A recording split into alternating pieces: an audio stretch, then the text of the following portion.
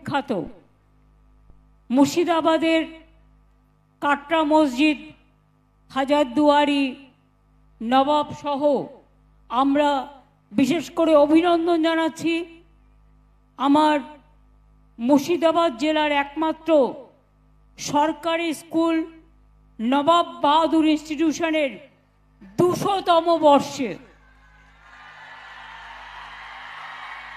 School অনেক আছে, কিন্তু 200 বর্ষে এই স্কুলটা পদার্পণ করলো। আমার ছাত্রছাত্রীদের অনেক অনেক অভিনন্দন।